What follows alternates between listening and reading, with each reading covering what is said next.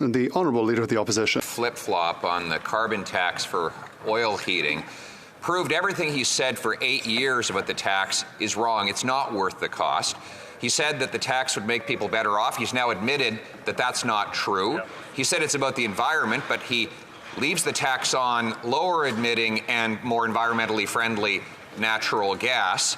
And now he's dividing Canadians based on where they live. And it is one of the worst places to live on earth right now. Now, we've been clear. 400 Canadians are stuck in Gaza right now, and they need to leave. Time is running out.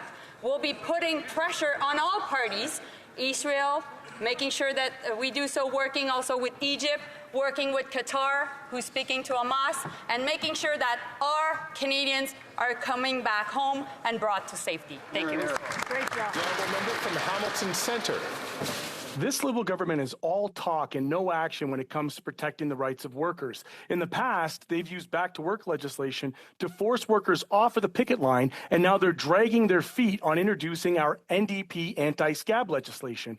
Meanwhile, the Canadian Olympic Committee has just hired a company that has locked out their employees, and Canada Post has just produced a non-union commercial with a union-busting company. So, trick or treat, Mr. Speaker, will the minister finally do the right thing for workers and commit to bringing in our NDP anti-scab legislation today? The Honourable Parliamentary Secretary.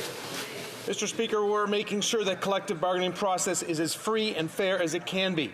We've wrapped up consultations. We're going to take feedback that we receive from unions, employers, and Indigenous groups to inform legislation which will be tabled by the end of this year. This is the latest evolution in policy to protect the collective bargaining process. We need to strike a balance between doing it quickly. The carbon tax has made life unaffordable for Canadians, proving what we already knew. After 8 years, Canadians know this desperate NDP Liberal government is not worth the cost.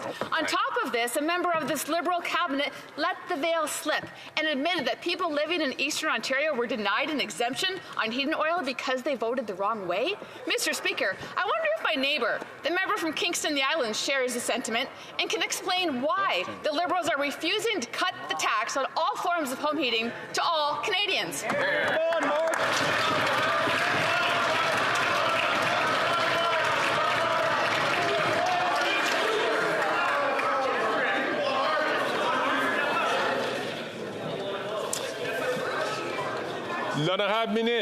The Honourable Minister. Thank you, Mr. Speaker. According to a recent study by the Public Policy Forum, offshore wind could be for Atlantic Canada what oil was to Texas or hydropower to Quebec.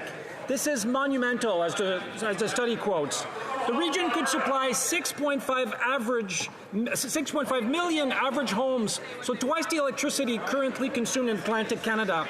I guess many Canadians are wondering why are Conservatives standing in the way of clean energy power that would benefit all Atlantic Canadians and Canadians across the country, Mr. Speaker.